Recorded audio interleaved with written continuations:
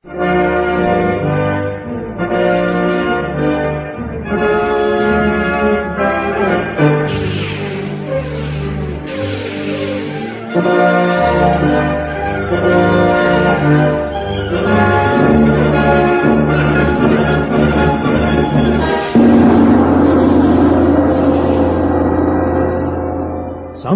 Cerita mempersembahkan Sabda Pandita Ratu.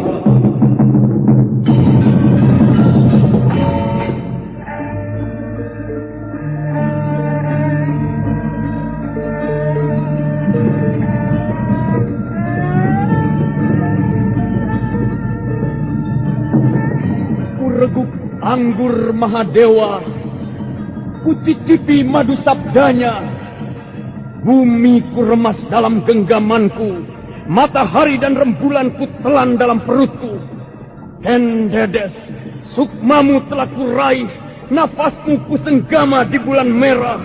Ku jelang cintamu, ku seret melanglang maya pada bak nirwana para dewa.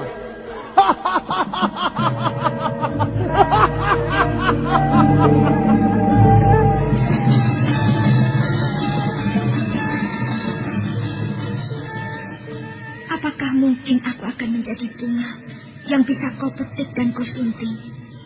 Sementara jika lalu akan kau campakkan begitu saja, seperti cermin retak yang tak berharga.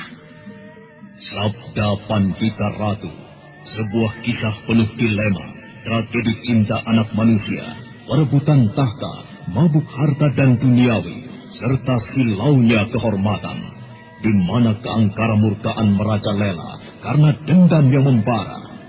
Kisah ini berlatar belakang berdirinya Singasari. Ken Arok, dialah pemuda yang mereguk pahit getirnya kehidupan. Namun sebenarnya, dialah yang harus melaksanakan sabda-sabdanya. Perjalanan sengsaranya adalah awal untuk meraih keberhasilan, untuk menuju kejayaannya di saat Singasari berdiri.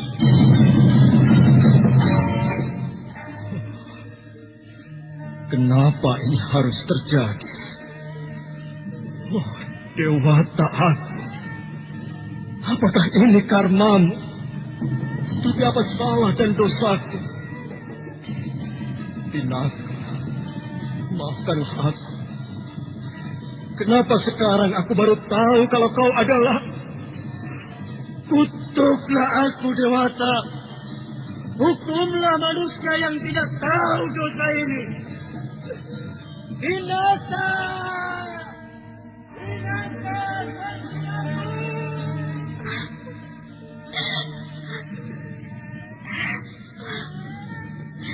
Beginikah perjalanan hidupku? Apakah aku harus menerima garis nasib yang penuh noda dan dosa? Dewata aku, kenapa kau berikan cobaan ini tidak ada habis-habisnya? Tunjukkan di mana letak keadilanmu.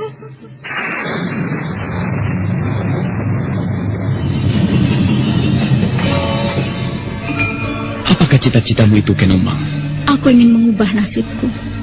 Aku bosan dengan kehidupanku selama ini yang terlunta-lunta, akrab dalam pelukan kemelaratan.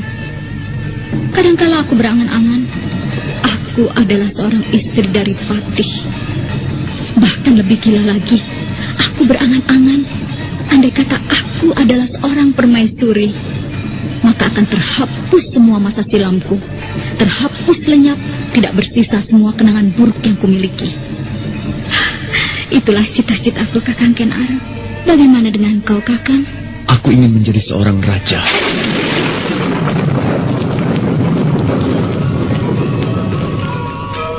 Sabda Pandita Ratu. Naskah ditulis oleh Pondra Swastilangi, diolah oleh Agung Bahrodi, didukung oleh artis-artis terkemuka Ferry Fadli, Eli Ermawati, M. Abud, Ivone Rose, dan lain-lain. Teknik dan montase Ibing Arifin, dengan sutradara Dian Pertiwi.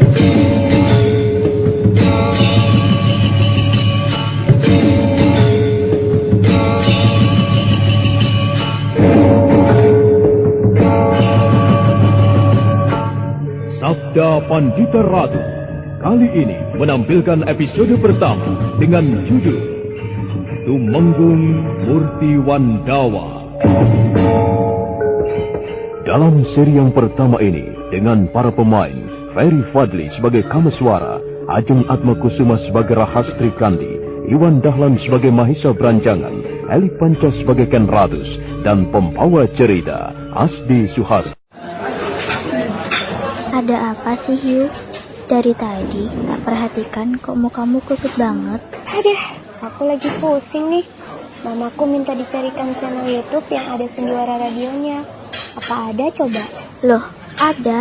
Coba aja kunjungi channel YouTube Satria Collection. Di sana ada sandiwara radio, lagu-lagu kenangan, dan masih banyak lagi. Wah, ini yang aku cari. Terima kasih ya, Res. Mengenang masa lalu adalah hal yang sangat menyenangkan. Ya, lagu-lagu kenangan, dangdut, pop, ataupun sandiwara radio yang kini sudah tidak bisa kita dengarkan lagi. Jangan khawatir, di konten kami sediakan itu semua. Semuanya bisa Anda nikmati di channel YouTube kami, Satria Collection. Tunggu apa lagi? Kunjungi YouTube channel kami. Jangan lupa subscribe, komen, dan like-nya.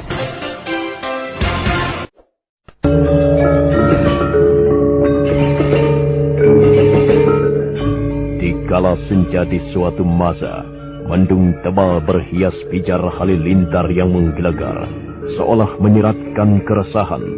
Manakala yang tidak patut telah dianggap patut, manakala pula sabda seorang penguasa terabaikan.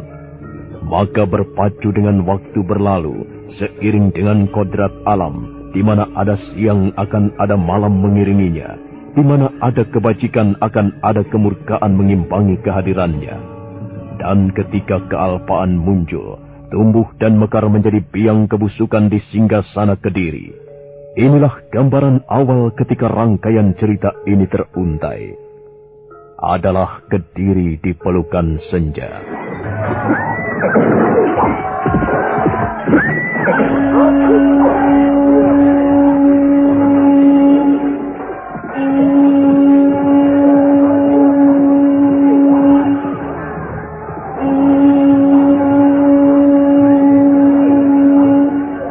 Ada yang datang, ada pula yang pergi.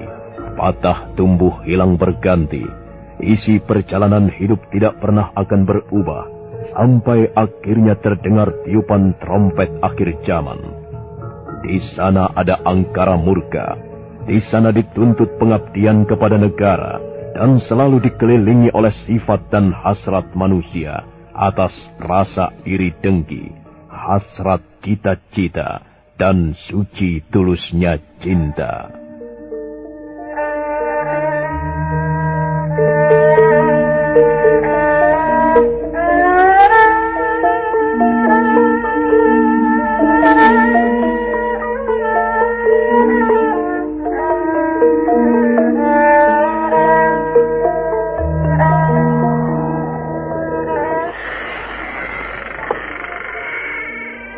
Siapa yang kau cari, Nyai? Kakang, Rahastri Kandi pergi.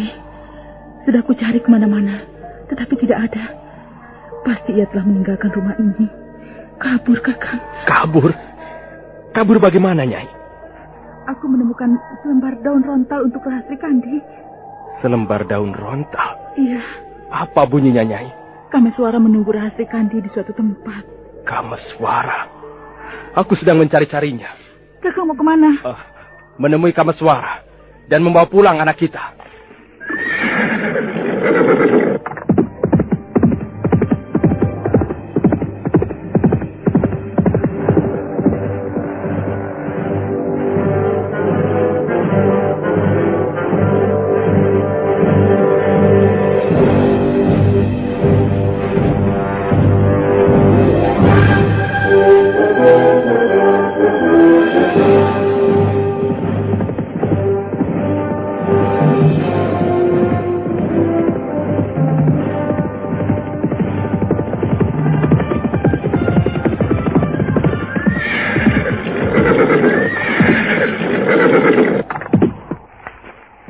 Sudah lama kau menungguku, Rahastri? Belum berapa lama, Kakang. Aku telah membaca suratmu, Kakang. Aku sangat terkejut dan nyaris tidak percaya. Tetapi ternyata Kakang benar-benar datang lagi. Ada apa, Kakang? Apakah ada sesuatu yang sangat penting?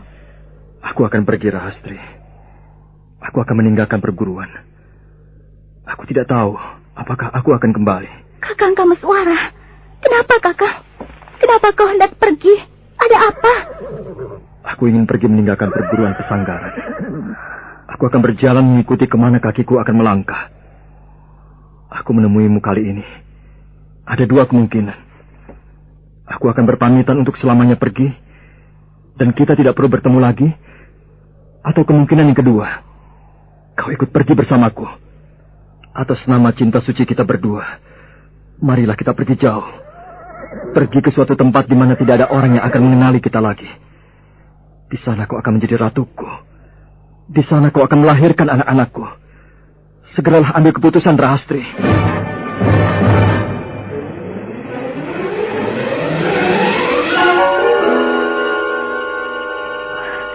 Apakah Kakang sedang mabuk sehingga menyebabkan Kakang kehilangan akal? Pergi adalah suatu hal yang tidak mungkin bagiku. Mengikuti kehendak Kakang untuk menjadi istri dan hidup bersama, itu juga tidak mungkin bagiku, Kakang. Aku mencintaimu, Kakang. Tetapi cintaku tidak buta. Kakang, ceritakanlah kepadaku, apa sebenarnya yang terjadi sehingga kau mengambil keputusan seperti itu? Eyangmu akan mengundurkan diri. Eyang akan mengundurkan diri? Benar. Eyangmu yang telah merasa tua bermaksud mengundurkan diri dari pimpinan padepokan Pesanggaran. Apakah yang telah Kakang lakukan sehingga menyebabkan Eyang mengundurkan diri? Kakang telah melakukan kesalahan? Tidak, Rahastri. Lalu, kenapa bisa begitu, Kakang? Eyangmu telah menunjukku untuk menggantikan kedudukannya.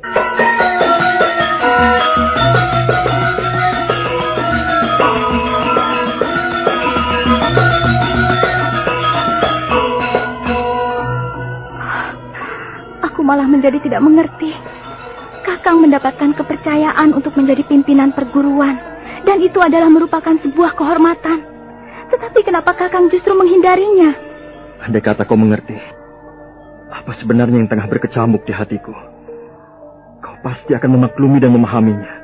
Kalau memang demikian halnya, kenapa Kakang tidak berterus terang kepadaku? Ceritakanlah, Kakang, apa masalahnya, biar aku mengerti duduk persoalannya. Sulit. Sulit? Kenapa sulit? Mungkin Kakang yang mempersulitnya. Bagaimana aku bisa mengerti kalau Kakang menyimpannya rapat-rapat? Ceritakanlah, Kakang. Tidak, Rahastri. Baiklah. Kalau Kakang tidak mau mengatakannya, aku tidak akan memaksa.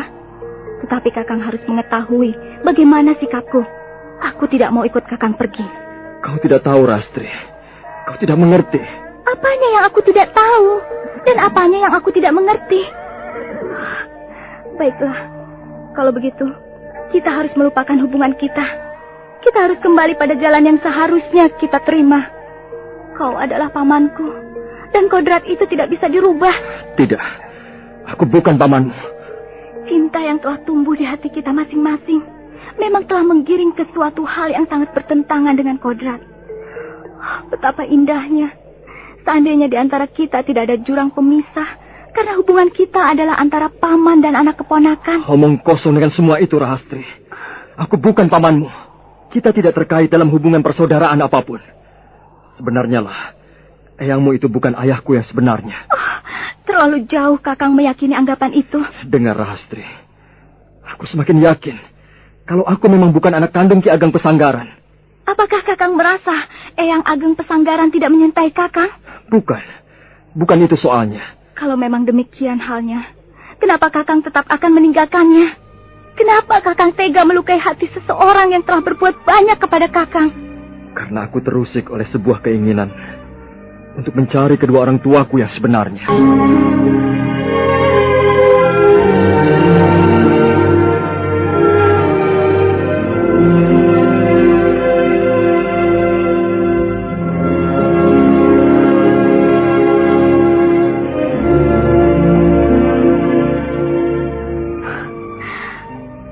Tidak mengerti, Kakang. Tetapi sebelum kau pergi, aku ingin mengingatkanmu. Tidakkah kau merasa bahwa kau tengah melukai hati seseorang? Atau jangan-jangan kau tengah bersikap pengecut karena kau tidak mungkin memiliki aku, lalu kau pilih minggat? Begitukah, Kakang? Kau keliru, Rahastri. Semua yang kau katakan itu salah. Kalau semuanya salah, lalu yang benar yang bagaimana? Apa yang akan aku lakukan ini adalah demi kebaikan kita semuanya. Kebaikan yang bagaimana itu, Kakang? Dan siapa pula yang kau maksud dengan semuanya? Ketahuilah, Rahastri. Di perguruan telah terjadi kasak kusuk dengan ditunjuknya diriku menjadi ketua perguruan. Aku dianggap tidak berhak memimpin perguruan pesanggaran. Dan memang pada kenyataannya, aku merasa tidak berhak. Aku melihat ada yang lebih tua. Di antara paman guru, ada yang lebih pantas, lebih berhak. Dengan kepergianku, semuanya akan beres.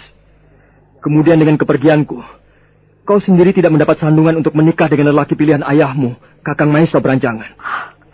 Betapa keruh hatimu, Kakang. Apa maksudmu?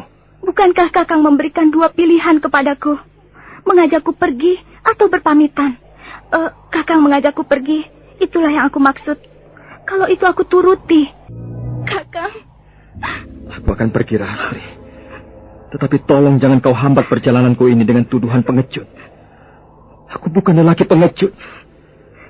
Bertahun-tahun lamanya aku tersiksa didera oleh pertanyaan yang tidak ada jawabnya.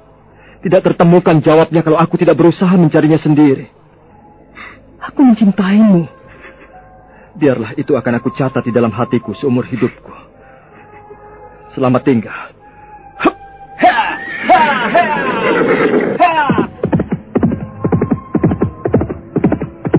Kakang, kamu suara.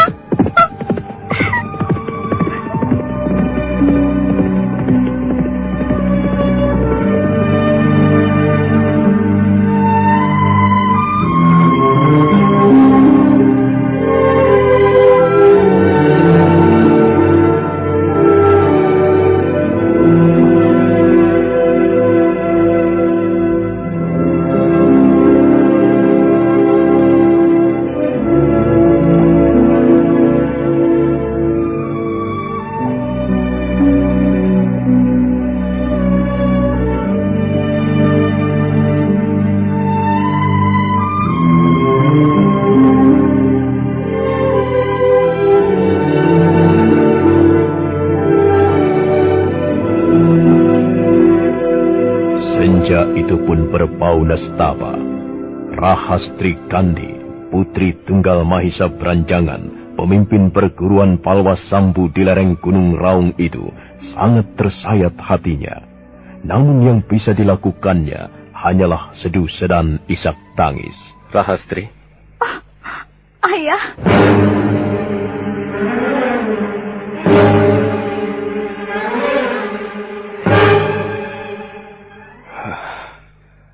Aku ikuti. Aku dengarkan semua pembicaraanmu dengan pamanmu.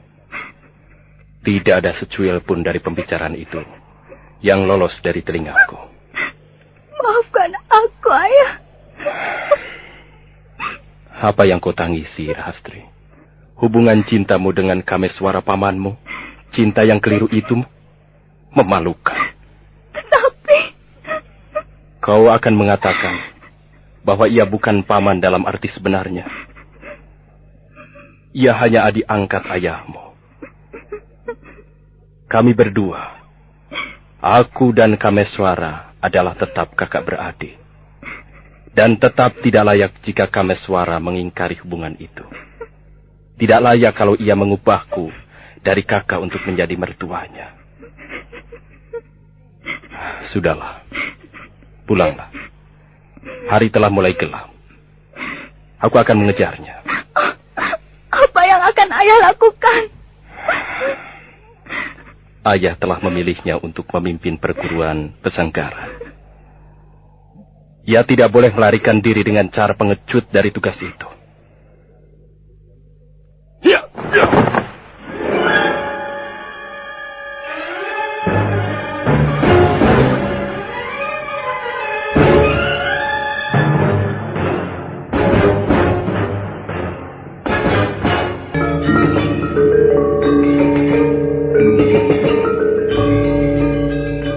Mahisa beranjangan memacu kudanya dengan sangat kencangnya mengejar Kameswara. Sementara itu Kameswara yang mengambil arah menjauhi perguruan Palwasambu, membawa kudanya ke arah barat. Pengalaman manis selama di pesanggaran, kini tinggal kenangan belaga, dan yang terasa hanyalah kepedihan dan nafsu untuk mengenal bundanya. Bulat keinginannya untuk mendekati kota Raja Kediri, karena di sanalah ia mendengar orang tua yang melahirkannya berada.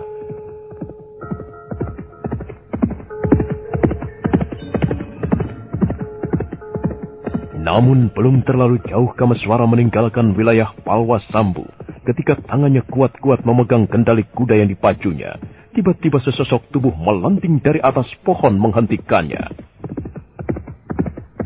Berhenti!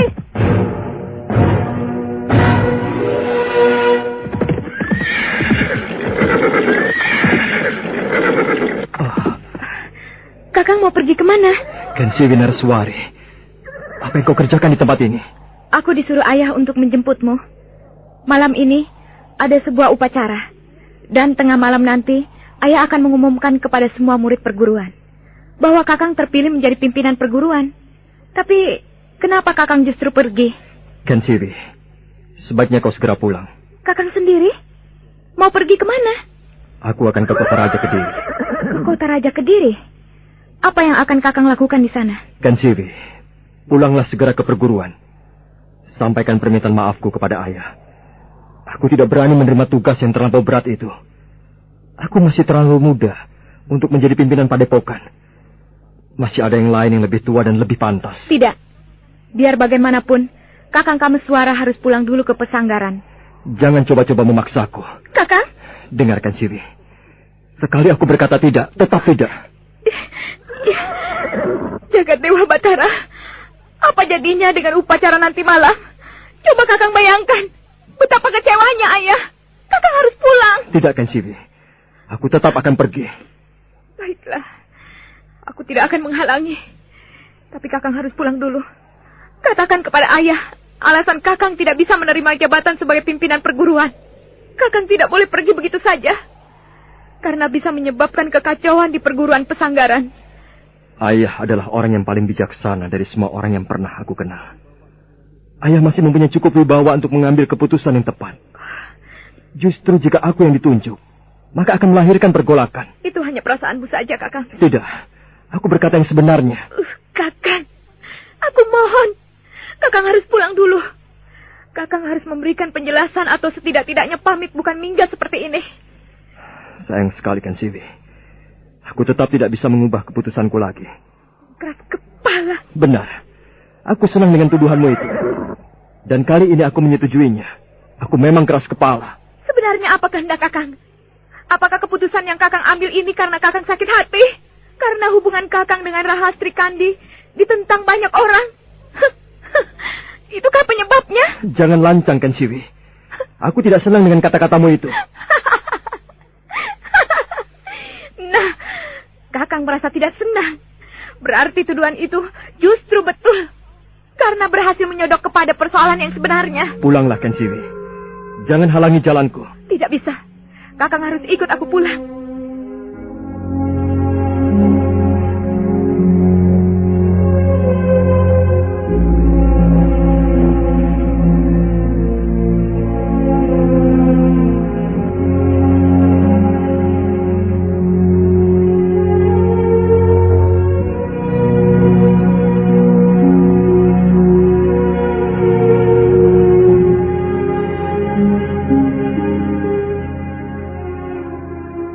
Siwi Nareswari merasa sangat kecewa. Air matanya menggenang dan nyaris tergelincir ke pipinya. Dia merasa sedih membayangkan betapa ayahnya merasa kecewa menghadapi kenyataan ini. Ditinggal putranya di saat ayahnya sangat membutuhkannya. Hanya isak tangis dan terpekur diam yang dapat dilakukan oleh Kensiwi. Dia tak dapat berkata-kata lagi, memikirkan betapa keras hati kakaknya. Di dalam keheningan itu, tiba-tiba mereka dikejutkan oleh suara derap seekor kuda yang datang dengan cepatnya. Keduanya berpaling melihat siapa yang datang.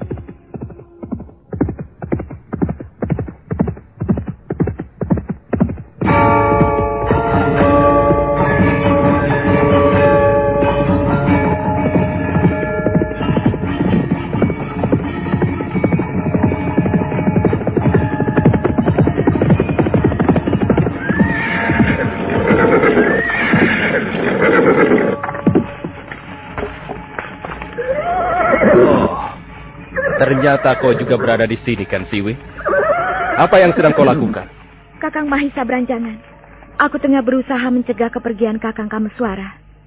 Dan aku berusaha mengajaknya kembali ke pesanggaran. Akan tetapi, Kakang, rupanya Kakang Kameswara tetap pada pendiriannya. Ken Siwi, kemanakah kamu akan pergi? Ke Kediri, Kakang. Kameswara, manusia dan binatang pada hakikatnya sama. Sama-sama makhluk hidup yang mendiami maya pada ini. Sama-sama diciptakan oleh Yang Maha Agung. Tetapi antara manusia dengan binatang tentu ada perbedaannya. Perbedaannya adalah manusia selalu menggunakan akalnya dalam berbuat atau bertindak. Dan sebaliknya binatang tidak. Adik Kameswara, ayah telah memberitahuku bahwa kau terpilih untuk menduduki pimpinan perguruan. Tetapi mengapa pada saat ini kau justru berada di sini? Bahkan dalam perjalanan menuju ke Kediri. Semua sudah aku pikirkan dengan sebaik-baiknya. Dan keputusannya aku harus pergi ke kota Kediri. Kakang Mahisa Branjangan, aku mohon Kakang juga jangan menghalang-halangiku. Sayang sekali, Kameswara. Kalau aku adalah orang lain yang tidak mempunyai hubungan apapun denganmu, aku akan tutup mata melihat semua kehendakmu. Tetapi aku mempunyai hubungan denganmu. Kau adikku. Aku tidak bisa membiarkan pesanggaran dalam kekisruhan hanya karena kau salah langkah.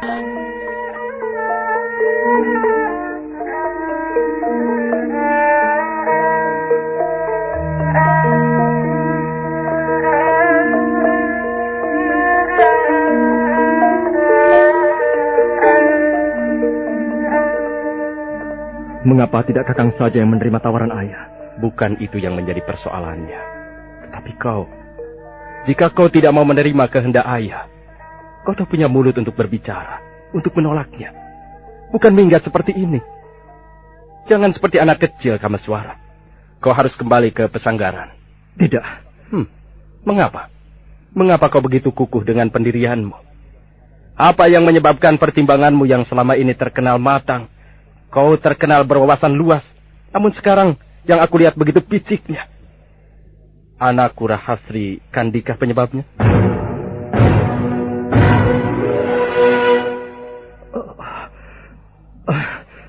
Katakan, Kameswara, apakah untuk menukar keteguhan hatimu, untuk kau mau kembali ke pesanggaran, aku harus membayarnya dengan mengizinkan kau mengawini anakku? Cukup. Katakan kalau memang itu keinginanmu. Tidak. Kalau bukan itu apa? Apa yang menyebabkan kau tidak mau kembali ke pesanggaran untuk sekedar berpamitan kepada ayah? Apa? Ayo jawab apa? Biar aku dan adikmu Ken Siwi dapat mengerti. Tidak. Jangan pedulikan apapun yang akan aku lakukan. Aku akan pergi. Baik. Kalau memang itu yang kau kehendaki, terserah. Jangan kau pedulikan kakakmu lagi, Ken Siwi. Tidak ada gunanya mencegahnya. Ia batu karang yang terlalu teguh dengan pendiriannya. Kata-kata kita tidak akan berarti apa-apa. Tetapi sekarang kita tahu, dan kita catat, betapa di dunia ini ada orang yang tidak tahu diri, tidak tahu membalas budi. Kacang lupa dengan kulitnya. Ayah dan mendiang ibu telah melimpahinya jutaan. Bahkan tidak terhitung kasih sayangnya. Kasih sayang yang tidak ada habis-habisnya. Ada apa sih, Hiu? Dari tadi tak perhatikan kok mukamu kusut banget. Aduh, aku lagi pusing nih. Mamaku minta dicarikan channel YouTube yang ada Sandiwara radionya. Apa ada coba? Loh, ada. Coba aja kunjungi channel YouTube Satria Collection. Di sana ada Sandiwara Radio, lagu-lagu kenangan, dan masih banyak lagi. Wah, ini yang aku cari. Terima kasih ya, Res. Mengenang masa lalu adalah hal yang sangat menyenangkan. Ya, lagu-lagu kenangan, dangdut, pop, ataupun sandiwara radio yang kini sudah tidak bisa kita dengarkan lagi. Jangan khawatir, di konten kami sediakan itu semua. Semuanya bisa Anda nikmati di channel YouTube kami, Satria Collection. Tunggu apa lagi? Kunjungi YouTube channel kami. Jangan lupa subscribe, komen, dan like-nya. Tetapi apakah yang telah diberikannya kepada kedua orang tuanya? Apa? Kentiwi, kita tinggalkan tempat ini.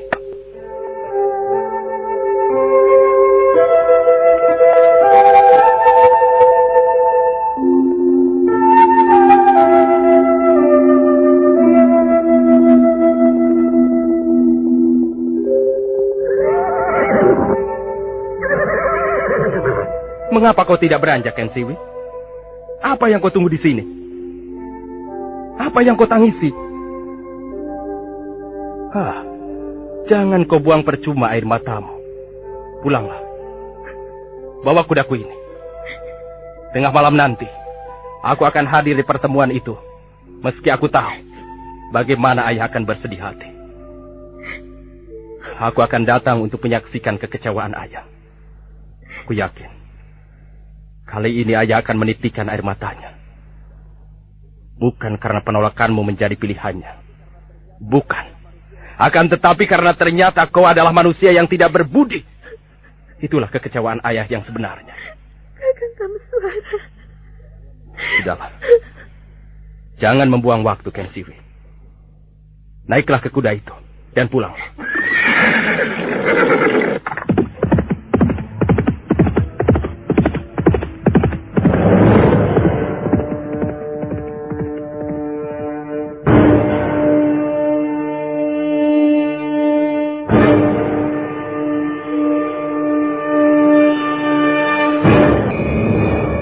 Nah, Kameswara, selamat jalan.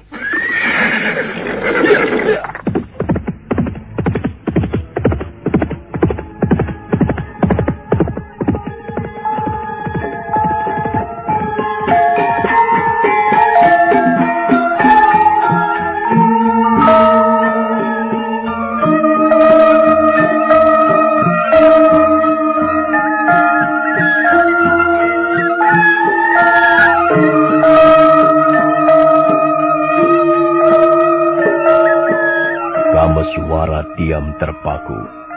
Dia hanya termangu memandang sesuatu. Tetapi pandangannya tertutup selapis kabut. Kabut duka yang tak tampak. Pandangannya semakin kabur dan tidak jelas. Karena basah dan telah menebal di kelopak matanya. Kameswara seperti kehilangan kekuatannya untuk berdiri. Lelaki itu jatuh berlutut. Samar-samar terbayanglah kepada seorang perempuan yang selama ini dia anggap sebagai ibunya, yang melimpahinya cinta kasih sayang seorang ibu kepada anaknya. Kemudian terbayang di kelopak matanya seorang lelaki tua yang tidak kalah dalam melimpahinya dengan kasih sayang. Lelaki yang dianggap ayahnya, yang sekaligus adalah gurunya. Kameswara duduk terdiam sambil mendekap wajahnya.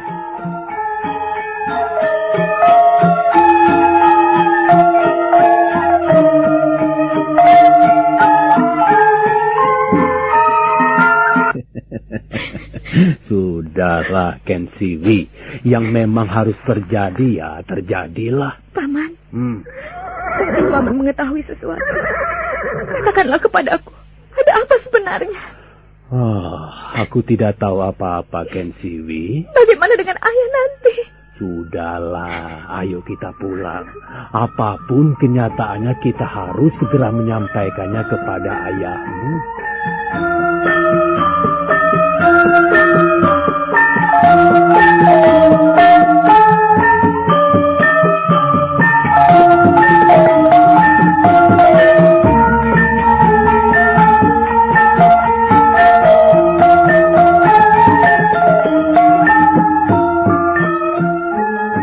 Sementara itu, Kameswara masih berada di tempatnya.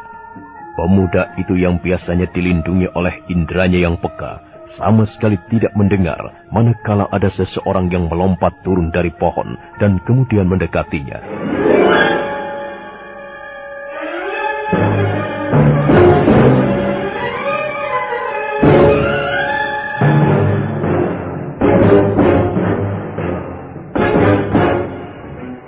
Orang yang baru saja turun dari pohon itu melangkah semakin dekat, mengendap-endap seperti langkah kucing yang tidak mengeluarkan suara. Nah, siapakah yang tengah mendekati Kameswara? Saudara pendengar, untuk mengetahui jawabannya, silakan menunggu kelanjutan kisah ini pada seri berikutnya. Sampai jumpa.